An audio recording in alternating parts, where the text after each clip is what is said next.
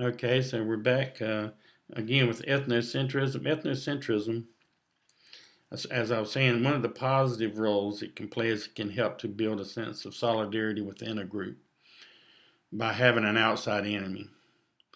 So we see this down through history, and we see it from very superficial examples to very important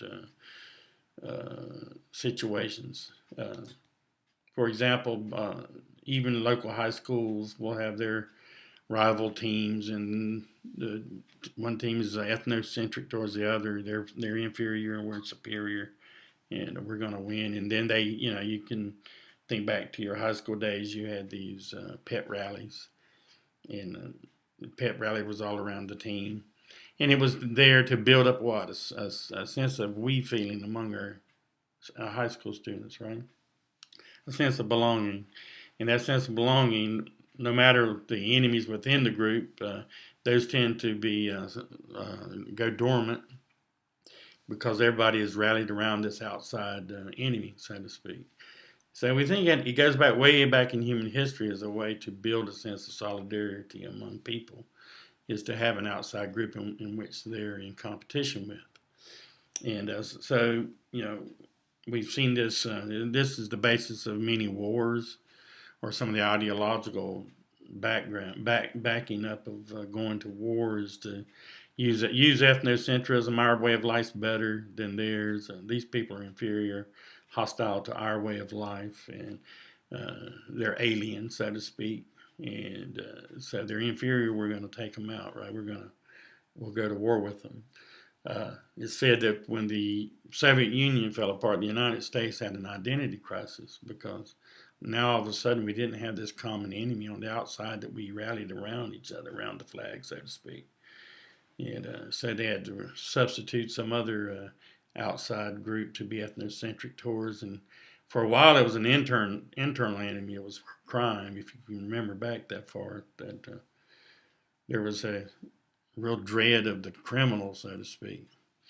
And then with 9/11, since then, it's been mainly Middle East societies that we have this sense of we against them sort of mentality.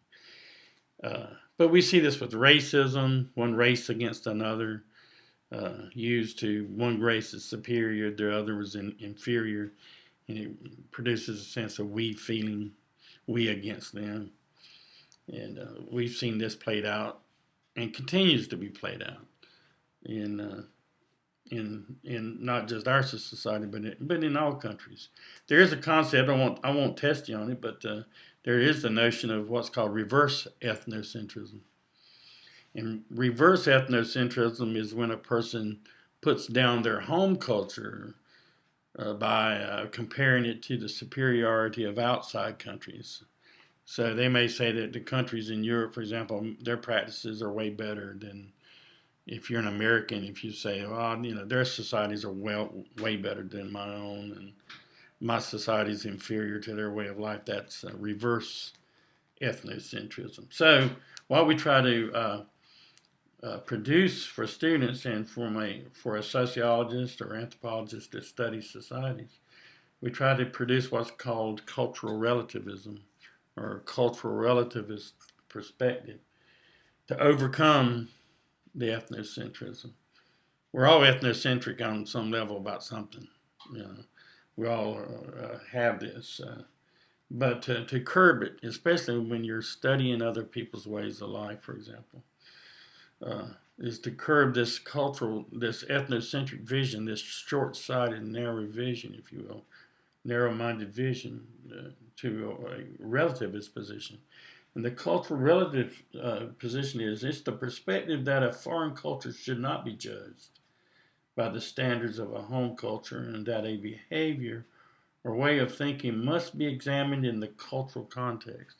So what it's saying is, um, I know what my values, my norms, what my beliefs are, and I know that they came from my being socialized in the culture in which I'm raised. And I can draw a limit on that. I can say, I know that, I understand that, but I can also appreciate your norms, your values, your beliefs. Uh, from your cultural context, so I can appreciate other people's culture. And when other people's ways of behavior, dress, beliefs differ from mine, and then instead of making a quick moral judgment saying, oh, that's an inferior way of life, I can study that and know that it comes from their cultural background. It's something that they've learned in their culture, and we can begin to appreciate that. That's the so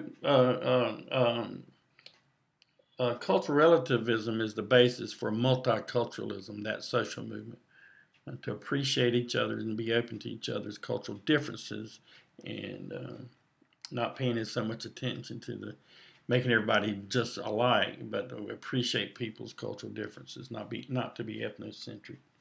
But cultural relativism, the standpoint is very important if you're going to become a professional sociologist or cultural anthropologist. You have to be open-minded towards other ways of life. Otherwise, how are you going to do an unbiased, let's say you're wanting to do an ethnographic study of some other group uh, whose values, norms, and beliefs radically vary from your own, and yet you're wanting to be objective and do a study, then you're going to have to try to put your own personal values, cultural background, you're going to have to put it on check, or put it on bracket, if you will, so that you can become more objective in your study, which calls on a culturally relative standpoint. So it's very important for students of society to develop a culturally relativist position. Of course, we can talk of an extreme form of cultural relativism, and internationally, there's been some developments, policy developments to help put a brake on that extreme cultural relativist position. For example, an extreme cultural relativist might say, well, hands off of any society and any of their norms, values, beliefs, and behaviors on the inside. They're autonomous country. You can't make a moral judgment. So in that case, you couldn't even make moral judgments of something like Nazi Germany and what went on in that society. Maybe you'd analyze it, but you're not going to make a moral judgment. Well, now we have the development of what's called universal human and cultural rights. And these proposals are put in place to say that there are some behaviors and some harms done to individuals that's above that's above their own national cultural beliefs and values and morality, if you will. That it's important to protect people. People should have to be protected from being harmed, murdered, or jailed for no reason.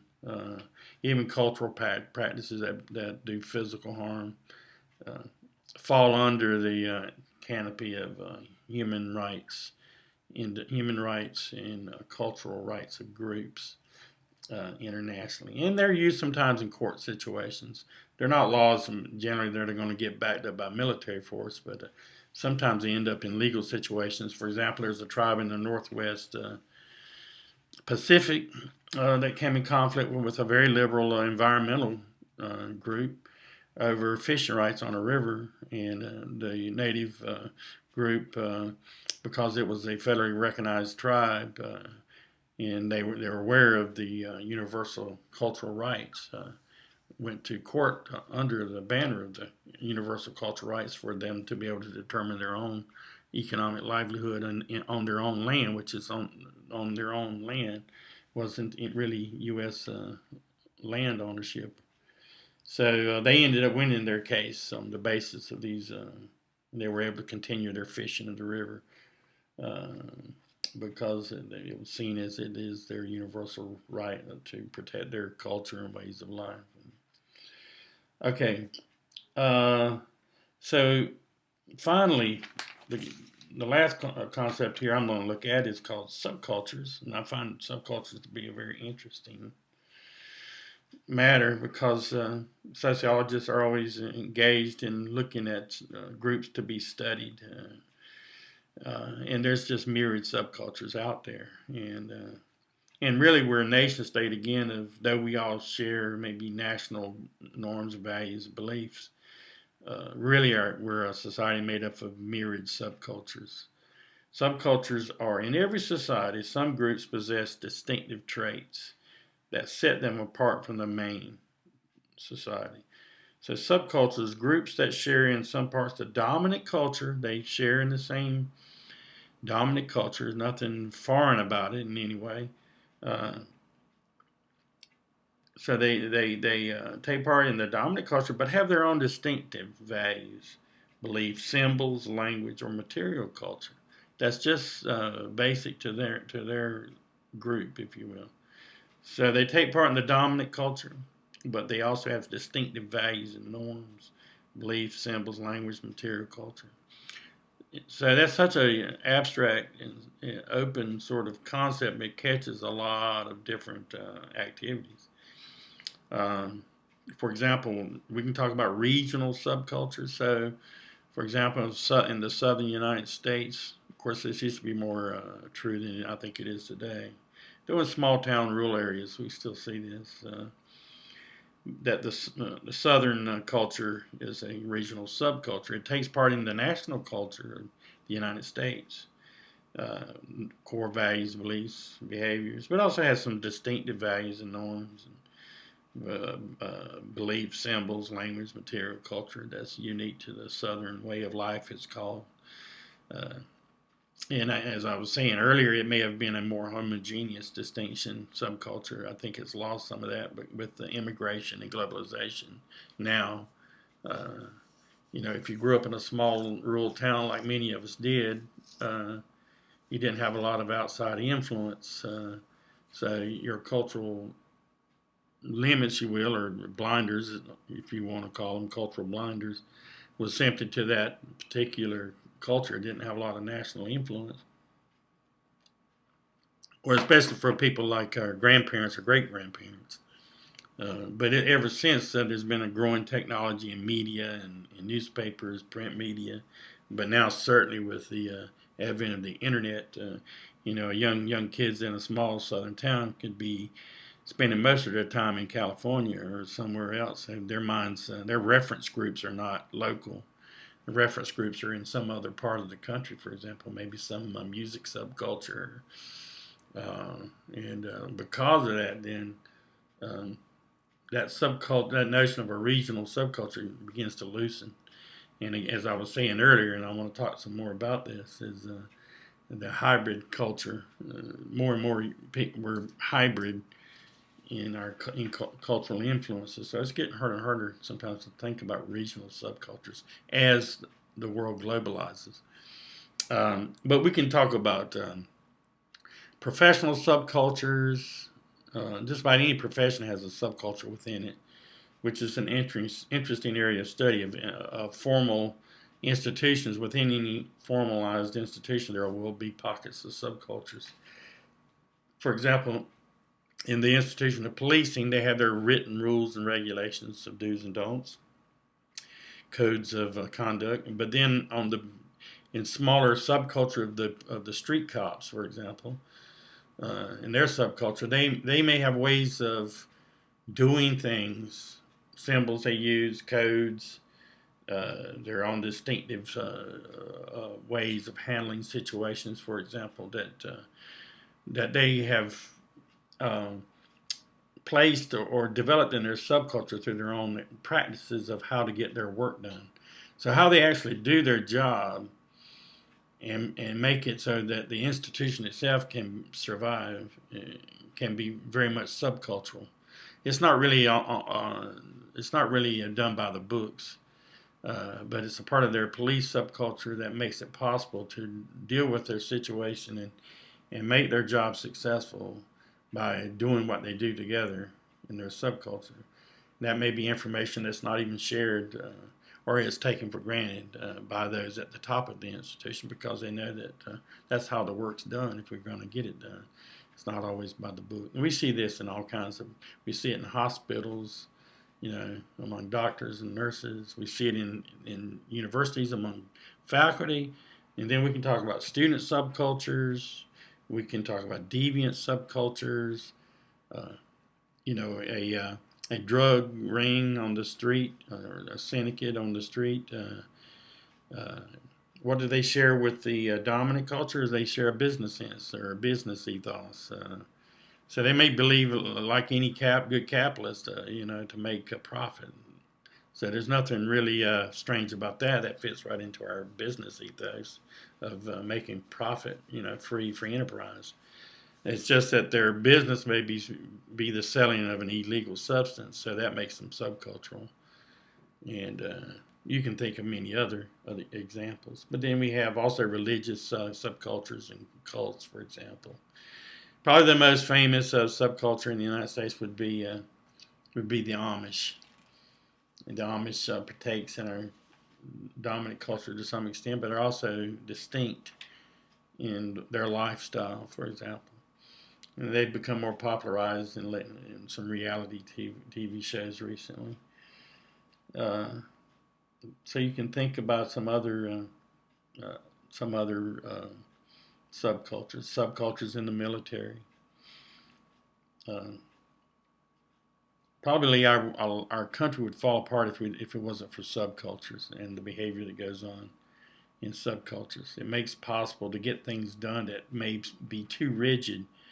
The way bureaucracy works, a lot of times the rules and regulations are very rigid, and then when it gets down to the everyday nitty gritty, they don't tend to work very well, and so that you have problems at that level of getting work done. So groups of people who are working at the bottom of the institution will develop subcultural ways of doing things, sharing information with each other, practices that actually get the work done.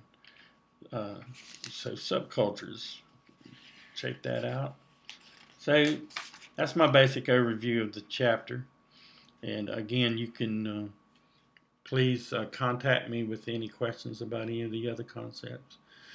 Again, I'm going to put a test review, a list, if you will, tips under the syllabus, the information button.